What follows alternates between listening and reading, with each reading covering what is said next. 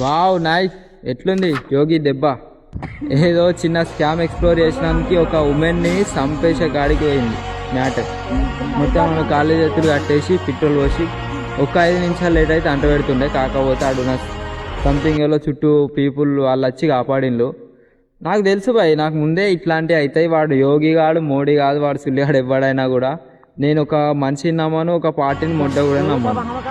నీ గుద్దాలు నమ్ముండే ఉంటే నువ్వు జస్టిస్ చేయి, ప్రతి ఒక్కరికి డిగ్నిటీతో ఉండు, ప్రతి ఒక్కరితో హ్యుమానిటీతో ఉండు. అంతేగాని నేను దీన్ని కూడా తెంగుతా, దీన్ని కూడా తెంగుతా. సరే ఓకే రైట్. ఇప్పుడు నువ్వు ముస్లింలు చర్చిలు కూడా తెంగినావు, నేను నీకు సపోర్ట్ చేసిన. సో ఇప్పుడు నువ్వు నీ స్కామ్ ఎక్స్ప్లోర్ చేసడానికి నువ్వు ఒక మనిషినే చంపాలనుకుంటున్నావు. ఇక నీతోనేంది రా భయ్? చెప్పు, నీ మ్యాటర్కి వచ్చేవరకు నువ్వు ఒక మనిషిని చంపాలనుకుంటున్నావు, అది కూడా ఒక హిందూ మనిషినే.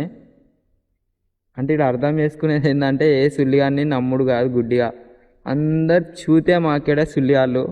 మెయిన్గా ఈ యూత్ అనేది పిఎం నా లౌడా ఇదంతా ఫెయిల్ బ్రో. మారు రైకనైనా వాడు కాపాడడానికి ఒక మనిషిని కూడా దావదింగడానికి వాడు వెనకాలలేడు అంటే వాడు రేపు మీకేం న్యాయం చేస్తాడు చెప్పండి బ్రో? వాడు మనకు రేపు ఏం న్యాయం చేస్తాడు? న్యాయం చేయడు, బొచ్చు చేయడు. మొత్తం కబ్జాలు దెంగుకుంటా, అన్నిటిని కొనివాడు దెంగుకుంటా ఇదే నడుస్తుంది. మిగతా చిన్న చిన్న చీమలు లాంటి ప్రజలు ఏం చేస్తారు?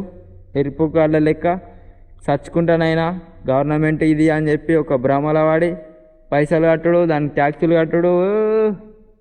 చరిత్ర బ్రో.